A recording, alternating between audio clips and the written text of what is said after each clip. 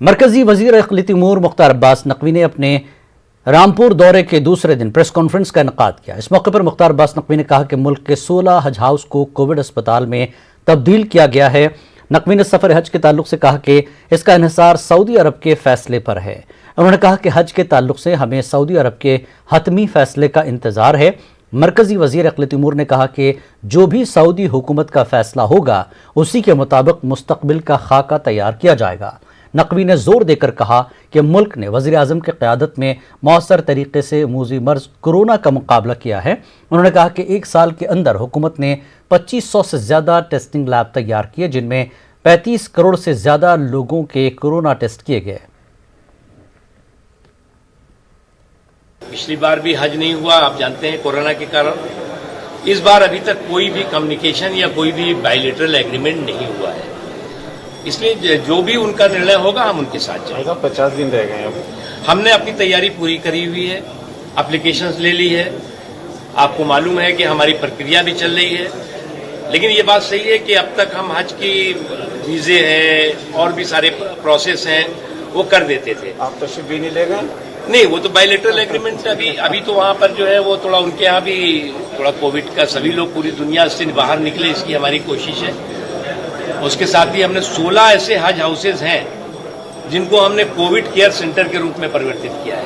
उत्तर प्रदेश का हज हाउस है जो उसको खुद मुख्यमंत्री श्री योगी आदित्यनाथ जी ने, हमारे रक्षा मंत्री श्री राजनाथ सिंह जी ने उसका उद्घाटन किया। इसके अलावा जो अजमेर शरीफ है उसकी जो दरगाह में कायड़ विश्राम स्थली है, 150 बीघे के अंदर, वो वहां पर भी जो है वो कोरोना केयर सेंटर चल रहा है। इसी तरह से जिस तरह से आप मठ में, मंदिरों में, गुरुद्वारों में सब समाज का हिस्सा, समाज और सरकार मिलकर के इस संकट के समाधान में लगी हुई है, उसी तरह से समाज के सभी लोग लगे हुए हैं। इमारत शरिया बिहार के ज़ेर एहतमाम कोविड वैक्सीनेशन बेदारी मुहिम के उन्वान से एक प्रोग्राम का इनेकाद किया गया। सोशल डिस्टेंसिंग के साथ मुनक़्क़दा इस प्रोग्राम में सियासी, समाजी व मजहबी रहनुमाओं ने शिरकत की। इस मौके पर इमारत शरिया ने ऐलान किया कि कोरोना वैक्सीन को लेकर जो लोग अफवाह फैला रहे हैं वो गलत है।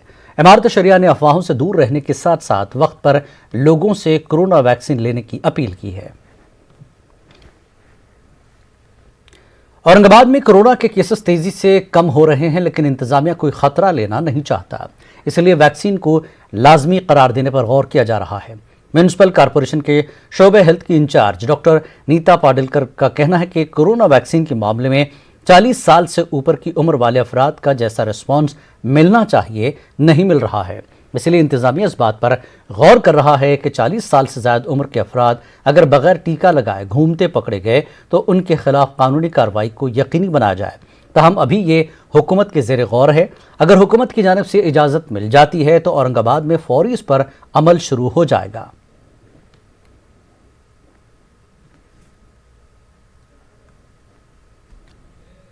औरंगाबाद के रुकन पार्लियामेंट इम्तियाज़ जलील एमआईएम सदर असदुद्दीन अवैसी की जानिब से कोरोना के इलाज में माविन मशीनों को लेकर मालेगांव पहुंचे और उनको यहां के लोगों के हवाले किया। इस मौके पर एक तकरीब का इनेकाद किया गया जिसमें इम्तियाज़ जलील ने इनको लोगों के हवाले किया। इम्तियाज़ जलील ने इस मौके पर कहा कि मजलिस इत्तेहादुल मुस्लिमीन हमेशा आवाम के साथ है। ये पीरियड में आप लोगों ने, हमने सब ने महसूस किया कि किस तरह से वेंटिलेटर्स की, आपके ऑक्सीजन कंसंट्रेटर्स की, या इवन सादी दवाइयों की, अगर हम एक ऑक्सीमीटर की अगर बात करते हैं तो लोग बोलते थे कि आप एक ऑक्सीमीटर लगा के है तो अपना सब चेक कर लिया करिएगा, उसका पल्स रेशियो, ये वो सब, लेकिन वो भी ख़रीदना कितना एक मुश्किल जा रहा था ये पीरियड में, तो सबको ये महसूस हो रहा था। अपने तौर के ऊपर असद साहब ने फिर ये फ़ैसला किया है कि कम से कम जहाँ पर हमारे नुमाइंदे हैं वहाँ पर हम कुछ इक्विपमेंट्स अपने तौर के ऊपर दें। लेकिन असद साहब ने आते ही सबसे पहले बिहार में भेजे हैं, जहाँ पर हमारे 5 MLAs है, वहाँ पर एक बड़ा कंसाइनमेंट गया, और उसके बाद फिर औरंगाबाद, धुलिया और मालेगांव के लिए भेजा गया है, जिसके अंदर वेंटिलेटर है, ऑक्सीजन कंसंट्रेटर्स है, ऑक्सीमीटर्स है, थर्मामीटर्स है और मेडिसिन का किट भी है। यानी कि दवाइयाँ का एक पूरा कोरोना का एक पूरा पैकेट बनाकर दिया गया है कि किसी को भी ज़रा सी भी शिकायत हुई तो वो पूरा किट का किट दे दें करके। कोरोना वबा की दूसरी लहर के कमजोर पड़ने के बावजूद अभी भी इन्फेक्शन का खतरा टला नहीं है और तीसरी लहर का अंदेशा भी जाहिर किया जा रहा है, जिसमें खास तौर पर बच्चों के ज्यादा मुतासर होने का इम्कान जाहिर किया जा रहा है। ऐसे में मुमकिन खतरे से निपटने के लिए मेरठ में महकमे सेहत की जानिब से मेडिकल के अलावा जिला अस्पताल और लेडी हॉस्पिटल में अलहदा से डेडिकेटेड चिल्ड्रन वार्ड कायम किए जा रहे हैं। कानपुर में कोरोना के केसों में लगातार कमी आ रही है। इसको देखते हुए अब जिला इंतजामिया ने अस्पतालों में ओपीडी की खिदमत शुरू कर दी है। सरकारी अस्पताल व जिला मेडिकल कॉलेज में डॉक्टर्स कोरोना प्रोटोकॉल पर अमल करते हुए मरीजों का इलाज कर रहे हैं।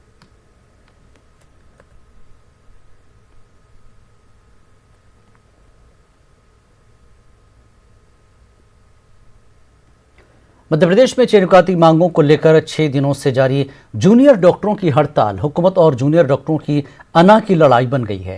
हुकूमत के मौक़िफ़ से नाराज जूनियर डॉक्टरों के जरिए इज्तिमाई इस्तीफ़ा देने के बाद जहां हड़ताल को जारी रखा गया है, वहीं हुकूमत ने सख्त कदम उठाते हुए 28 जूनियर डॉक्टरों के इस्तीफ़े को न सिर्फ कबूल कर लिया है बल्कि उन्हें बॉन्ड की 30 लाख रुपए फौरी तौर पर अदा करने के साथ उन्हें हॉस्टल खाली करने का भी अहकाम जारी कर दिया है। हुकूमत के सख्त कदम के बाद भी जूनियर डॉक्टरों ने आखिरी दम तक लड़ाई लड़ने का ऐलान किया है। पूरे मामले पर हमारे नुमाइंदे मेहताब आलम ने जूनियर डॉक्टरों से खास बातचीत की है। मध्य प्रदेश में जूनियर डॉक्टर की हड़ताल 6 सूत्री मांगों को लेकर आज छठे दिन भी जारी है। सरकार द्वारा हाथ खड़े कर लिए गए हैं, बल्कि अगर ये कहा जाए कि दमनकारी रणनीति अपनाते हुए सरकार ने 28 डॉक्टरों के इस्तीफे को मंजूर करने के साथ साथ उनको हॉस्टल खाली करने और उनको बॉन्ड की रकम वापस करने का भी ऑर्डर दे दिया। हमारे साथ बातचीत करने के लिए जो है जूडिया के सेक्रेटरी भी मौजूद है, यहाँ पे जो है डॉक्टर प्रियंका भी मौजूद है। इनसे बनते पहले शुभम आपसे जानना चाहते हैं कि जहाँ पर ये उम्मीद की जा रही थी कि मामा मानेंगे, कुछ बातें होंगी, संवाद होगा, रास्ता निकलेगा, लेकिन ये तो कदम कुछ और जा रहा है। हम एज ए डॉक्टर जब हम इस अस्पताल में और इस देश के लिए काम करते हैं और पिछले कुछ समय में जिस तरीके से जूडा ने एकमत होकर देश की सेवा करी है, तो उसका इनाम सरकार इस तरीके से हमारे सामने लेके आ रही है कि हमारे घर वालों को प्रताड़ित किया जा रहा है, हमें हॉस्टल से खाली करने के निर्देश दिए जा रहे हैं।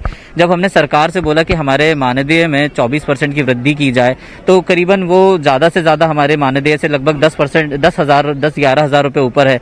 सरकार उन 10,000 रुपये के बदले में हमसे 30 लाख की डिमांड करती है। क्या ये सरकार की गरीबी है या ये सरकार की मंशा है कि वो अपने कोरोना वॉरियर्स के प्रति इतना नकारात्मक रवैया बनाए रखती है? मतलब कि ये आपदा में अवसर है सरकार का। सरकार ने तो हम पे आरोप लगाए हैं कि हम कोरोना काल में जिस तरीके से हम सरकार को प्रेशराइज करने की कोशिश कर रहे हैं, लेकिन मैं जनता से जवाब चाहता हूं इस समय कि आप खुद डिसाइड कर सकते हैं कि आपदा में अवसर हम निकाल रहे हैं या सरकार। यहाँ पे बड़ा प्रश्न है प्रियंका जी, हम आपसे जानना चाहेंगे कि आप लोग यहाँ पर पढ़ने के लिए आए और एक जो है सुनहरे भविष्य को लेकर आए, और आप लोगों ने इसके साथ साथ सेवा भी की, आपको कोरोना वॉरियर भी कहा गया, और फिर इस तरह से जो सरकार आ रही है, सरकार बार बार ये कह रही है कि आपकी 6 मांगों में से 4 हमने पूरे कर लिए हैं, तो फिर लड़ाई कहाँ है? 6 मांगों में से 4 जो करी गई हैं वो हमें अभी तक एक का भी रिटर्न में ऑर्डर नहीं आया है। पहली बात तो ये है, तो हम किस बेसिस पे मान लें कि हमारी 6 में से 4 मांगे पूरी हुई हैं? और ये जो 6 मांगे हैं, इनमें से एक भी मांग हमारी ऐसी नहीं है कि ईरानी इस्लामी इनकलाब के अजीम रहनुमा अयतुल्लाह खुमैनी की 32वीं बरसी के मौके पर बेंगलुरु में आज ऑनलाइन कॉन्फ्रेंस मुनक्किद हुई। अंजुमन इमामिया के तहत हुई इस कॉन्फ्रेंस में उलमा कराम ने खिताब किया। इस मौके पर उलमा ने कहा कि अयतुल्लाह खुमैनी ने इस्लामी तालीमात की रोशनी में न सिर्फ ईरान बल्कि पूरी दुनिया की रहनुमाई का काम अंजाम दिया। की सही शिनाख्त और पहचान जो इमाम खुमैनी ने करवाया है, जो हकीकी इस्लाम हज़रत मोहम्मद मुस्तफ़ा सल्लल्लाहु अलैहि वसल्लम के ज़माने में 10 साला हुकूमत इस्लामी मदीना मुनव्वरा में जो असली इस्लाम था, उसके बाद जो कुछ इस्लाम किताबों के दरमियान और अंदर पाया जाता था, हकीकी इस्लाम, जिस इस्लाम की खातिर करबला वालों ने इस इस्लाम की अर्जिशों को बचाने के लिए सरकार सैयदुश शुहदा जन्नत के सरदार इमाम हुसैन इब्न अली और उनके तमाम असहाबो यारों ने अपने जान का नजराना पेश करके इस्लामी उसूल को बचाया। जो कुछ ये उसूल किताबों के दरमियान और अंदर पाए जाते थे, इन तमाम उसूलों को, इस इस्लाम को प्रैक्टिकल की शक्ल में जो वजूद में लाने वाली ज़ात इमाम खुमैनी। हम अंजुमन इमामिया हर साल जो है याद खुमैनी के नाम से बड़े पैमाने में जो है एक तकरीर का, सारे उलमा को बुला के तकरीर का एक इंतज़ाम करते थे। इस साल बस ऑनलाइन के ज़रिए से आप तक जो है एक पैगाम पहुंचा रहे हैं। इमाम खुमैनी के बारे में बस 2-3 जुमले मैं आपको कहना चाहता हूं। जैसे वो पेरिस से जो है तेहरान तशरीफ़ लेके आए, उस टाइम पे जो हुजूम था अवाम का, काफ़ी हुजूम था, दुनिया में जो है एक मिसाली हुजूम था, उस मुकाबले में कोई हुजूम नहीं है। और जैसे ही दुनिया के लीडर्स बनते हैं तो हुजूम होता है, जैसे वो उनके ओहदे से खारिज हो जाते हैं या उनका ओहदा ख़त्म हो जाता है तो उस टाइम पे जो है लोग उनके साथ नहीं होते। एक इमाम खुमैनी एक ऐसी शख्सियत है जिसके इंतकाल होने के बाद सारी दुनिया में शोक मनाया गया है। और आवाम का जो है उस गर्मी के मौसम में आवाम की जो हुजूम थी वो तारीफ़ के काबिल कबूल है। ये होते हैं हमारे लीडर, और इन्होंने जो हुकूमत की है आवाम के दिलों के ऊपर हुकूमत की है, ना कि आवाम के ऊपर हुकूमत की है। इसीलिए आज भी जो है उनका नाम बाकी है, ता क़यामत उनका नाम बाकी रहेगा। वक्त एक ब्रेक के बाद फिर लौटेंगे। मारूफ सहाफ़ी डॉक्टर फरीद ज़करिया ने मौलाना आज़ाद एजुकेशनल ट्रस्ट के नए चेयरमैन एमिरेट्स की जिम्मेदारी कबूल कर ली है। इस बात की जानकारी मौलाना आज़ाद कॉलेज के प्रिंसिपल ने एक प्रेस रिलीज में किया। जारी करदा प्रेस रिलीज में बताया गया कि पद्मश्री फातिमा ज़करिया के इंतकाल के बाद ट्रस्ट के चेयरमैन का ओहदा खाली था। डॉक्टर रफ़ीक ज़करिया के फर्जंद और मारूफ सहाफ़ी फरीद ज़करिया ने चेयरमैन का ओहदा कबूल कर लिया है, इसलिए फरीद ज़करिया अब ट्रस्ट के चेयरमैन एमिरेट्स रहेंगे। इसी तरह managing trustee Farhat Jamal chairman की हैसियत से फ़राइज़ अंजाम देंगे, जबकि रुकन पार्लिमान सुप्रिया सोले ट्रस्ट की वाइस चेयरपर्सन होंगी। तमाम ट्रस्टियों ने मौलाना आज़ाद एजुकेशनल ट्रस्ट के अगराज़ व मकासद पर पूरे इखलास से अमल करने का वादा किया है। मालेगांव शहर के डॉक्टरों ने कोरोना के मरीजों के इलाज के मामले में एक मिसाल कायम की है। आज हम आपको मुस्लिम अक्सरियती शहर मालेगांव का एक और पहलू दिखाने जा रहे हैं कि यह शहर किस तरह आने वाले वक्त में अपने तिब्बी मसाइल को हल करने की कोशिश में है। पेश मालेगांव से हमारे नुमाइंदे मोहिउद्दीन की खास रिपोर्ट।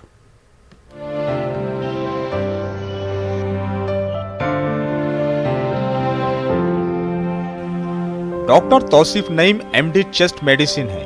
इनकी बुनियादी तालीम मालेगांव के उर्दू मीडियम स्कूल में हुई है। डॉक्टर नईम तौसीफ ने MBBS की तालीम मुंबई से हासिल की और MD नागपुर से किया है। पूना के बड़े अस्पतालों में 2 साल प्रैक्टिस करने के बाद डॉक्टर नईम मालेगांव के अलमिजान अस्पताल में तिब्बी खिदमात अंजाम दे रहे हैं। एक अंदाजे के मुताबिक 2 साल की मुद्दत में डॉक्टर नईम की तरह मालेगांव के 20 से ज्यादा डॉक्टर्स MD, MS और DNB और सुपर स्पेशलिटी की डिग्रियों और एडवांस डिप्लोमा की तिब्बी डिग्रियों के साथ मेडिकल फील्ड में अपनी खिदमात अंजाम देते नजर आएंगे। हाँ, जितने लोगों को मैं जानता हूँ मेरे ख्याल से कम 4-5 MD और 4-5 MS तो अगले 2 साल में आने वाले हैं मालेगांव में। और भी बहुत सारे लोग हैं जो कर रहे होंगे, जो मेरे कांटेक्ट में नहीं है, लेकिन बहुत सारे लोग हैं जो MD MS अभी भी कर रहे हैं और इस साल भी इंशाल्लाह जाएंगे। नीट का एग्ज़ाम होने के बाद उनका एडमिशन हो जाएगा। मालेगांव शहर पावरलूम सनत के लिए मशहूर है। मस्जिदों और मीनारों के शहर मालेगांव के टीचर्स और आलिम दीन रियासत महाराष्ट्र और मुल्क के कोने कोने में अपनी खिदमात अंजाम दे रहे हैं। लेकिन अब मालेगांव की समाजी तारीख का एक नया बाब रोशन होने जा रहा है। मुस्तकबिल करीब में शहर मालेगांव के होनहार तलबा और तालिबात बड़े पैमाने पर तिब्बी मैदान में अपनी खिदमात पेश करते हुए दिखाई देंगे। इस साल मालेगांव के 35 तलबा और तालिबात का MBBS में एडमिशन हो चुका है। तकरीबन 150 तलबा और तालिबात BUMS में और 50 से ज्यादा अफराद BHMS और फिजियोथेरापी और दीगर मेडिकल कोर्सेज में दाखिला ले चुके हैं। मालेगांव शहर में फलाह उम्मत ट्रस्ट की कोचिंग सेंटर के आगाज के बाद तलबा और तालिबात का बड़ी तादाद में MBBS और मेडिकल फील्ड की जानिब रुझान बढ़ा है। ऐसे बहुत सारे डॉक्टरों की लिस्ट है जो अनकरीब कुछ सालों में जो खिला है एक बहुत बड़ा MD MS डॉक्टर्स या फिर जो हार्ट के स्पेशलिस्ट वगैरह का, वो हमारे शहर में इंशाल्लाह ताला कमी जल्दी ख़त्म होने के आसार है। मालेगांव के तलबा और तालिबात MBBS और एडवांस मेडिकल तालीम के लिए रूस और चीन समेत दीगर बैरूनी मुमालिक का रुख कर रहे हैं। शहर के मारूफ मुआलिज डॉक्टर सैयद साजिद चीन से MBBS की तालीम हासिल करने के बाद मालेगांव शहर में ऑर्थोपेडिक सर्जन के तौर पर खिदमात अंजाम दे रहे हैं। डॉक्टर साजिद भी नए आने वाले डॉक्टरों को शहर के लिए सूदमंद और खुश आइंद करार दे रहे हैं। इस साल MBBS में 35 बच्चों के करीब गए मालेगांव शहर से, और 200 बच्चे BOMS में गए हैं और BHMS में गए। और पहले जो सहूलत नहीं थी कोचिंग की, अल्हम्दुलिल्लाह 4-5 साल से मालेगांव में मेडिकल एंट्रेंस की कोचिंग का होने लगा है। जो कम्पिटिटिव एग्ज़ाम होता है उसकी कोचिंग होने लगी है यहाँ पे, तो सहूलत होने की वजह से बच्चों को आसानियाँ हो गई है। मालेगांव शहर में गुज़िश्ता 5 बरसों में 15 से ज़ायद अस्पताल कायम किए गए हैं और मजीद 15 प्राइवेट अस्पताल तमाम तिब्बी सहूलियात के साथ शुरू होने के लिए तैयार हैं। शहर में मेडिकल के ताल्लुक से बहुत तकलीफ थी इलाज और मुआलजे के लिए, दूसरे शहर की तरफ रुख करना पड़ता था। आने जाने के ट्रैवलिंग एक्सपेंस में ही लोग के हालात ख़राब हो जाया करते थे। अब शहर 25 डॉक्टर्स नियर अबाउट यानी PG पोस्ट के शहर में आने वाले हैं और कुछ 15 हॉस्पिटल्स नए बनने वाले हैं जिनका काम शुरू है और लगभग 1 साल में ये कंप्लीट हो जाएगा। मालेगांव शहर के नौजवानों में आला तालीम के हुसूल के मुतालिक ट्रेंड तब्दील होता दिखाई दे रहा है।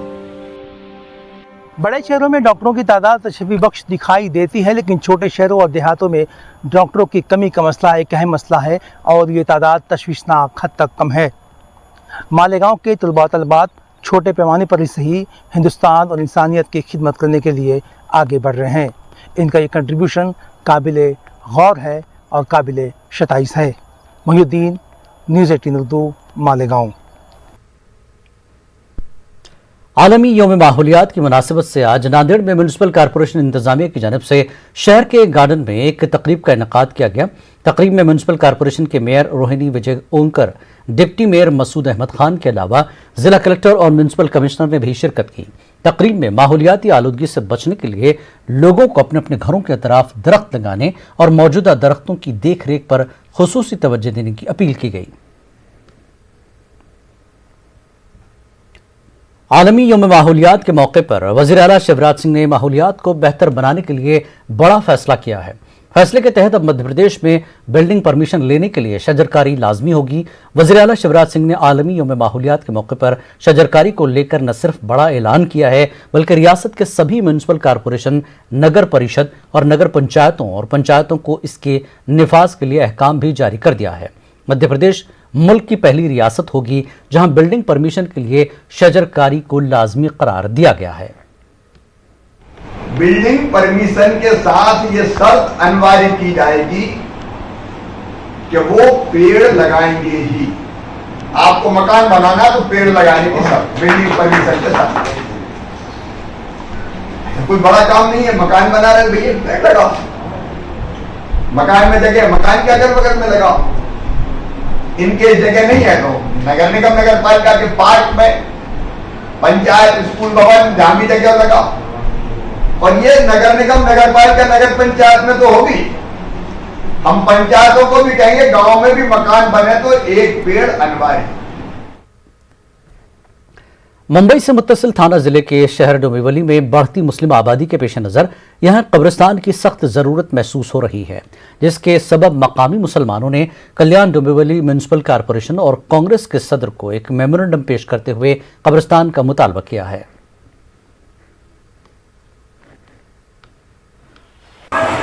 हम लोग जो है यहाँ पर जो है अपने को जो कब्रिस्तान की बहुत सख्त ज़रूरत है। 30-35 साल से हम लोग कोशिश कर रहे हैं, सारे प्रशासन को लेटर जो है जो रिक्वायरमेंट जो ज़रूरत उसका जो पेपर्स है हम लोगों ने सब दिया है। बहुत उसके पीछे बढ़ने के बावजूद भी हमारा काम हो रहा नहीं है, इसलिए हम लोगों ने जो है इसको जो है कोर्ट में भी हम लोगों ने KDMC के ऊपर केस किया है। वो भी 4 साल हो गया, उसमें भी कुछ नतीजा नहीं निकल रहा है। और कभी मैयत होता है, तभी कोविड में जो है बहुत तकलीफ हो रही है हम लोग को। कभी कभी जो है टेकड़ी कब्रिस्तान और वाला भी हमसे नहीं ले रहे हैं। मेरठ में आज समाजवादी पार्टी ने पेट्रोल, डीजल और घरेलू गैस की बढ़ती कीमतों के खिलाफ एहतजाज किया। समाजवादी पार्टी के कारकुनों ने हुकूमत के खिलाफ अनोखे अंदाज में बैलगाड़ी चलाकर एहतजाजी मुजाहरा किया। समाजवादी पार्टी ने हुकूमत पर नाकामी का इल्जाम लगाते हुए लोगों को हुकूमत के खिलाफ बेदार किया। तेल और डीजल की महंगाई को लेकर आज हम लोग जो है बैल पर चलाने को मजबूर हैं। एक इन्होंने नारा दिया था, मोदी है तो मुमकिन है। ठीक है जी, वो वाकई मुमकिन है। सरसों का तेल देखो जी कहाँ पहुँच गया 200, पेट्रोल 100 के पार, डीजल का क्या रेट हो गया। तो पूरा का पूरा इन्होंने देश पूंजीपतियों के हाथ में दे दिया और ये लूटने का जो है कोई मौका ये सरकार लोगों को नहीं छोड़ रही। और हमारी तो अब सीधा सीधा लोगों से मांग है। अलीगढ़ में जहरीली शराब मामले के अहम मुलजिम ऋषि शर्मा के खिलाफ जिला इंतजामिया ने कार्रवाई करते हुए उसके फार्म हाउस पर बुलडोजर चलाया। मौके पर मौजूद एसडीएम रंजीत सिंह ने मीडिया को बताया कि शराब माफियाओं ने जिले भर में गैर कानूनी तरीके से अपनी प्रॉपर्टी बनाई है, जिसके खिलाफ कार्रवाई की जा रही है। हम लोग ऋषि शर्मा का एक ये फार्म हाउस और होटल है, तो यहाँ हमने अपनी टीम से जांच करवाई तो ये पाया गया कि यहाँ एक रास्ते की ज़मीन है। उस रास्ते की ज़मीन पर लगभग 2 से 2.5 मीटर इन्होंने कब्जा कर रखा था। और खुद भी आप देखेंगे यहाँ पर तो पीछे जो आगे ज़मीन बनी, आगे जो बना हुआ है वो थोड़ा हट के बना हुआ, जबकि ये आगे बढ़ा के बनाए हुए थे। तो आज हमने इनकी चारदीवारी को ध्वस्त किया है, जो 2 या 2.5 मीटर ज़मीन जो इन्होंने कब्जा। नेटवर्क 18 फेडरल बैंक संजीवनी गाड़ियां पूरे मुल्क में कोरोना वायरस से मुतासर अजला में गश्त कर रही हैं। वैक्सीन की अहमियत के हवाले से बेदारी लाने की हमारी कोशिशों को आपकी तायद की जरूरत है। आइए एक नजर डालते हैं कि संजीवनी गाड़ियां किन इलाकों में हैं।